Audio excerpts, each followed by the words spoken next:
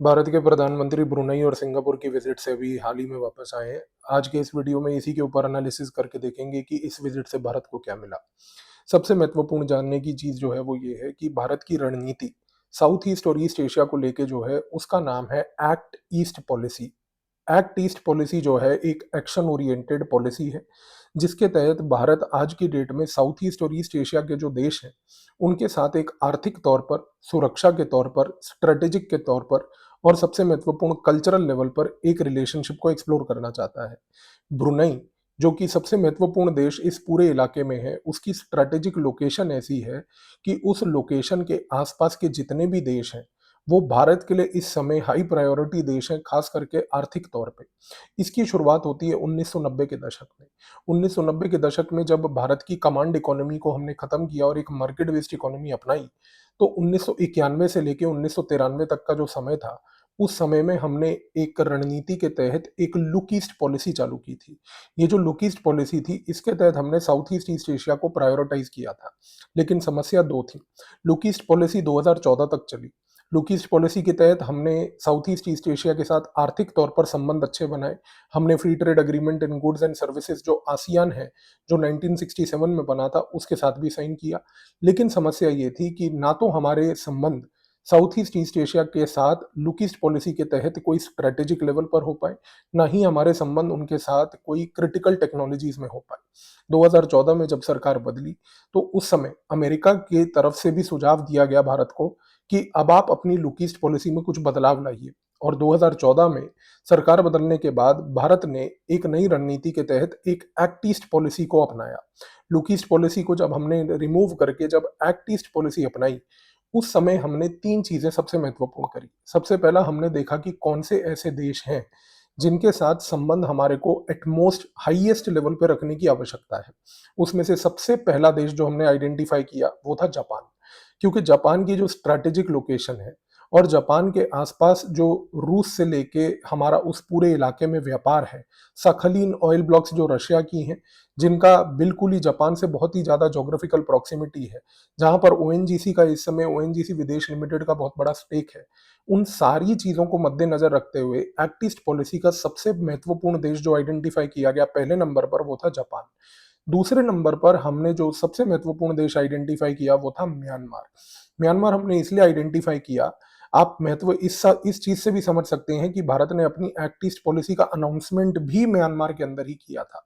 तो जो act east policy का हमने अनाउंसमेंट भी म्यांमार में किया वो इसलिए किया क्योंकि म्यांमार से कंबोडिया, लाओस, वियतनाम, थाईलैंड, इन सारे देशों के साथ जो एक हमारा एपी सेंटर बन सकता है वो म्यांमार के थ्रू बनेगा। और म्यांमार क्योंकि भारत के नॉर्थ ईस्ट से लेके कंबोडिया, लाओस, वियतनाम और थाईलैंड के साथ कनेक्टिविटी भी रखता है, तो हमने म्यांमार को दूसरा फलक्रम देश बनाया। और तीसरा सबसे क्रूशल देश जो था वो था सिंगापुर। सिंगापुर इसलिए क्योंकि भारत के संबंध सिंगापुर से शीत युद्ध के दौरान से ही बड़े अच्छे गहरे रहे थे। सिंगापुर के जो head of the state Lee Kuan Yew हुआ करते थे, उनका भारत के साथ संबंध उस समय से बहुत गहरा था। और तो और सबसे बड़ी बात ये भी है कि शीत युद्ध के दौरान ही सिंगापुर मात्र पूरे विश्व में एक ऐसा देश हुआ करता था जो इस चीज का खुलेआम प्रचार करा करता था कि भारत को मिलिट्री ट्रेनिंग दूसरे देशों को देनी चाहिए। और ये चीज उसने 1971 की जंग जब हमने पाकिस्तान का भूगोल तो बदल के उसके दो टुकड़े कर दिए थे, उसके बाद से सिंगापुर ने ये अभियान चलाया था। तो सिंगापुर हमारे लिए एक बड़ा क्रूशल देश उस समय से था। और जब हमने एक्ट ईस्ट पॉलिसी अपनाई तो तीसरे नंबर पर उसकी महत्व वहां पर देखी गई। अब सबसे बड़ा सवाल ये उठता है कि इस पूरे कॉन्टेक्स्ट में ब्रुनई कहाँ से आया। ब्रुनई एक ऐसा देश था जिससे हम लोग हमेशा से ऑयल खरीदा करते थे। ऑयल इसलिए लिया करते थे क्योंकि ब्रुनई में एक सुल्तान है और ब्रुनई एक सुन्नी मुसलमान देश है और सऊदी अरेबिया सुन्नी मुसलमानों देशों का लीडर है। और हमारे क्योंकि संबंध सऊदी अरेबिया से 1950 से तेल के रिलेटेड संबंध हमेशा गहरे रहे हैं, उसी कॉन्टेक्स्ट में ब्रुनई के साथ हमारे रिश्ते खास करके ऑयल को लेके बड़े अच्छे थे। समस्या क्या थी? समस्या सिर्फ ये थी कि ब्रुनई के पास केवल तेल बेचने को था। हम ब्रुनई को बार बार ये कहते थे कि आपके यहाँ पर जो ऑयल ब्लॉक्स हैं वहां पर ओएनजीसी को आने दीजिए। यदि हमारी ओएनजीसी आएगी, ओएनजीसी विदेश लिमिटेड अगर आपके ऑयल ब्लॉक्स में आपके साथ पार्टनरशिप करेगी, तो उससे हमारे को भी ऑयल एक्सप्लोरेशन में एक फायदा मिलेगा। जैसा कि मैंने अभी आपको थोड़ी देर पहले बताया कि यही चीज रूस हमारे को सखलीन ऑयल ब्लॉक्स में दे रहा था। यही परमिशन उसने ओएनजीसी विदेश लिमिटेड को ऑयल एक्सप्लोरेशन के लिए वहां पर दी। लेकिन जितनी बार हमने ब्रुनई को कन्विंस किया, ब्रुनई इस चीज को कभी नहीं माना, क्योंकि ब्रुनई हमेशा जो है लार्जली सऊदी अरेबिया के ऑर्बिट में और उसी के अम्ब्रेला में ऑपरेट करता था। तो ब्रुनई ने हमेशा हमारे को ये बात बोली कि आप हमारे साथ खरीद फरोख्त का रिश्ता रखिए, तेल आपको खरीदना है आप आइए खरीदिए, हम बेचेंगे, आप तेल लेके चले जाइए। इसके बियॉन्ड ब्रुनई ने भारत के साथ किसी प्रकार का कोई संबंध नहीं बनाया। लेकिन आज की डेट में ब्रुनई जो है over a period of time इस तेल के व्यापार से एक अलग देश बन चुका है। अलग देश क्यों बन चुका है? उसके दो कारण हैं। सबसे पहला कारण है ब्रुनई की स्ट्रेटेजिक लोकेशन। ब्रुनई इस समय एक ऐसी स्ट्रेटेजिक लोकेशन पे है कि जहां पर यदि आप ध्यान से ऑब्जर्व करें तो उसके आसपास के जितने देश हैं उन सारे देशों में चीन का एक बहुत बड़ा खतरा है। खतरा क्या है कि चीन आज की डेट में एक एक्सपेंशनिस्ट आइडियोलॉजी अपना रहा है। इसके तहत वो हर देश के ऊपर कुछ ना कुछ किसी न किसी प्रकार का कोई अनशंट किस्म का क्लेम डाल देता है, हिस्टोरिकल नैरेटिव बनाकर।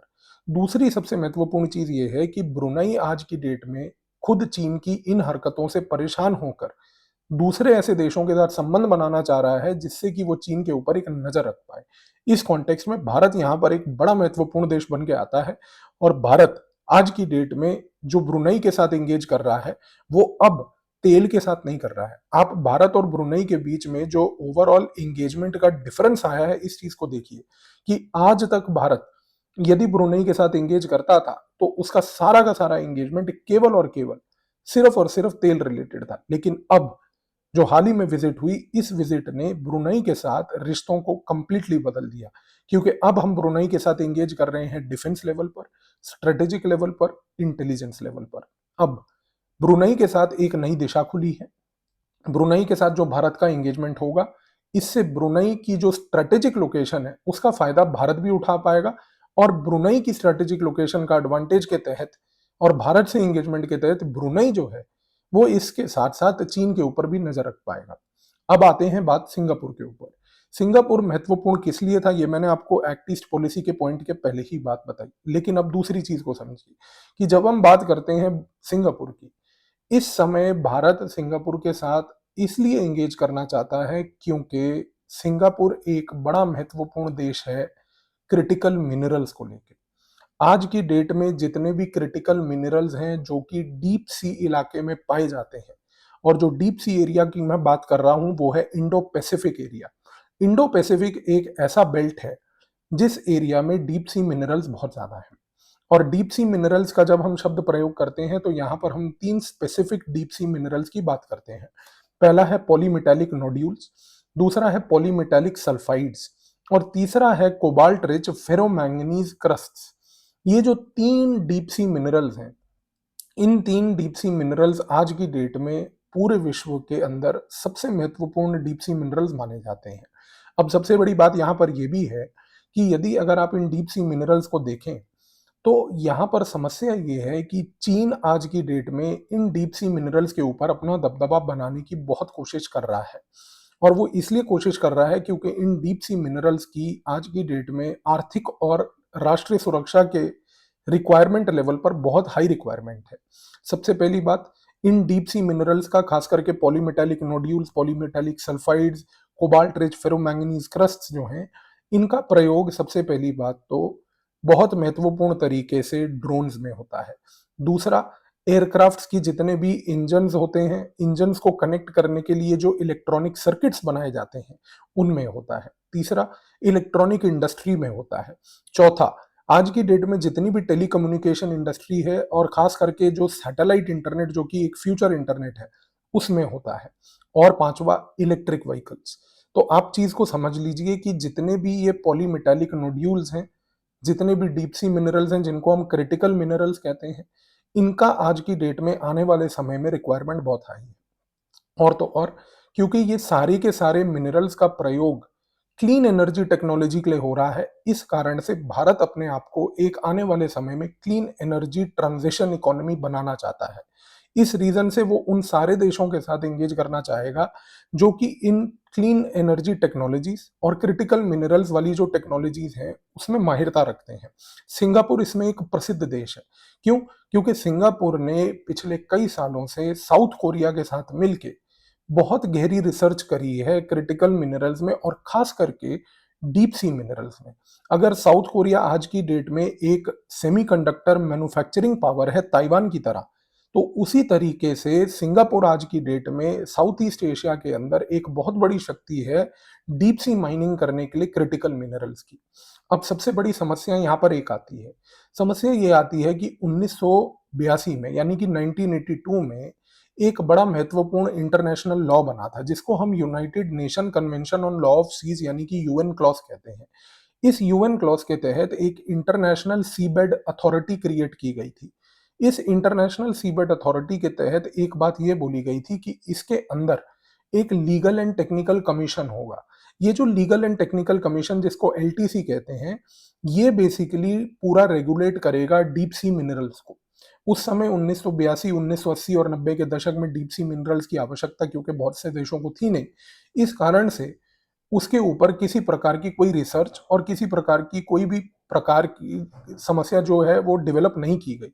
लेकिन चीज को समझने की कोशिश कीजिए। 1982 में जब यूएन क्लॉज का गठन हुआ, उस समय अमेरिका ने यूएन क्लॉज को नहीं अपनाया। यूएन क्लॉज को उसने ना तो रेटिफाई किया, ना उसने उसको साइन किया। इस कारण से यूएन क्लॉज में आज तक अमेरिका इस पूरे प्रक्रिया के पार्ट में है ही नहीं। और इंटरनेशनल सीबेड अथॉरिटी जो है, उसके अंदर भी यूनाइटेड स्टेट्स का, यूएस का कोई रोल नहीं है।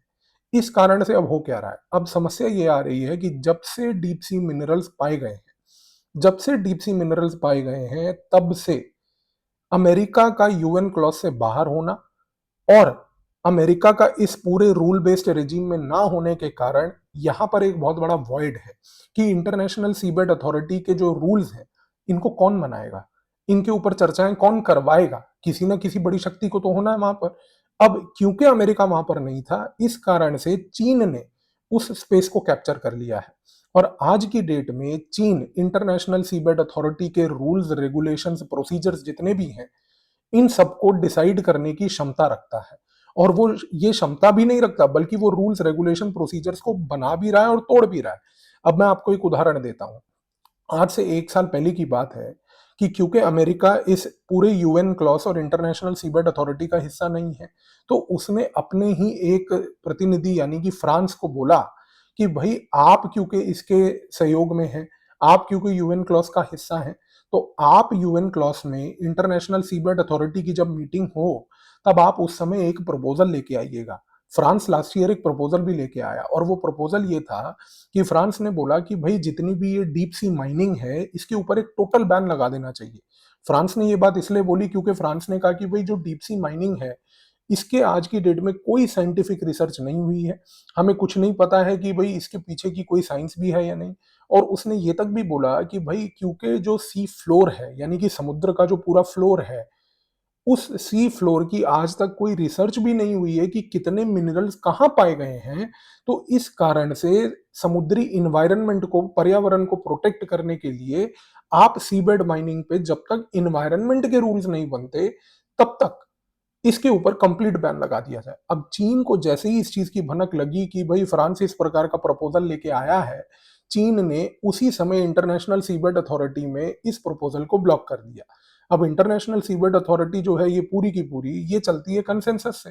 अब फ्रांस का प्रपोजल आया और चीन ने ब्लॉक कर दिया, यानी कि मामला खत्म। तो आप इस चीज को समझिए कि इस पूरे प्रक्रिया के अंदर जो भारत है, वो आज की डेट में इस चीज को समझ रहा है। वो ये देख रहा है कि यहाँ पर एक सुपर पावर राइवलरी चल रही है। वो ये देख रहा है कि भाई यहाँ पर फ्रांस अमेरिका के बिहाफ पे अगर आज काम कर रहा है, तो कल ब्रिटेन अमेरिका के बिहाफ पे काम करेगा, परसों कोई तीसरा देश काम करेगा। और ये चीन और इन दोनों के जो आपसी लड़ाइयां हैं अमेरिका की, खास करके डीप सी मिनरल्स को लेके, इससे पहले कि इन दोनों की लड़ाई का खमियाजा डीप सी माइनिंग पे हो, तो भारत ने ये क्विक कदम उठाया है। इस क्विक कदम में उसने जो सिंगापुर के साथ एंगेजमेंट किया, उस एंगेजमेंट के तहत उसने अब ये चीज इंश्योर कर ली कि आने वाले समय में सिंगापुर की जो माहिरता है डीप सी माइनिंग के अंदर, सिंगापुर की जो माहिरता है इस advanced technology of critical mineral को एक्सप्लॉइट करने की, उसके साथ वो एंगेज करके आज की डेट में भारत को एक सप्लाई चेन का हिस्सा बना ले। तो आने वाले समय में आप देखेंगे कि भारत की तरफ से ये जो स्मार्ट मूव अभी किया गया, एक लार्जर अम्ब्रेला में जिसमें एक बहुत बड़ा राइवलरी चल रहा है अमेरिका और चाइना के बीच में, इस राइवलरी के तहत भारत ने ये जो कदम सिंगापुर के साथ जाके उठाया, इस कदम के तहत हमने सबसे पहले अपना रिलेशन सिंगापुर के साथ एक स्ट्रैटेजिक पार्टनरशिप लेवल पर अभी बढ़ाया। इसके बढ़ाने से अब हमारे को फायदा ये मिल जाएगा कि सिंगापुर को अब हम एक स्ट्रैटेजिक डायरेक्शन दे पाएंगे। इस स्ट्रैटेजिक डायरेक्शन के साथ साथ एक बड़ी महत्वपूर्ण चीज ये भी होगी कि आने वाले समय में भारत और सिंगापुर इस पूरे के पूरे गेम प्लान में इस तरीके से एंगेज कर पाएंगे कि अब वो डीप सी माइनिंग को शांतिपूर्वक तरीके से, जब तक इंटरनेशनल लेवल पर चीजें अपने आप सॉर्ट आउट राइवलरी की नहीं होती हैं, वो एक्सप्लोर करते रहेंगे। तो सिंगापुर अपनी माहिरता को एक्सप्लोर करते हुए डीप सी मिनरल्स को एक्सप्लोर करेगा। उन डीप सी मिनरल्स को लाके भारत लाया जाएगा। भारत यहाँ पर एक सप्लाई चेन पूरी बनाएगा और आने वाले समय में भारत एक डीप सी मिनरल्स का, क्रिटिकल मिनरल्स का एक बहुत बड़ा एक्सपोर्टर बन जाएगा। तो ये जो 2 विजिट्स हुई ब्रुनेई की, जहां पर ब्रुनेई में हमने एक डिफेंस लेवल का एंगेजमेंट, स्ट्रेटेजिक लेवल का एंगेजमेंट, ताकि ब्रुनेई के साथ एंगेज करके हम ब्रुनेई में और ब्रुनेई के आसपास के देशों से रिश्ते बना पाए, और ब्रुनेई हमारे साथ एंगेज करके चीन के ऊपर नजर रख पाए, क्योंकि वो चीन की गतिविधियों से आज की डेट में नाखुश है। और दूसरा सिंगापुर, जहां पर हमने एक बहुत ही स्मार्ट मूव करते हुए एक लार्जर जो अम्ब्रेला राइवलरी की चल रही थी, उस राइवलरी की अम्ब्रेला को काटते हुए हमने अपना फायदा देखते हुए अपने नेशनल इंटरेस्ट में ये काम कर लिया। तो आई होप इस विजिट की पूरी जो पूरी जियोपॉलिटिकल बैकग्राउंडिंग थी वो अब आपको क्लियर हो गई होगी। धन्यवाद।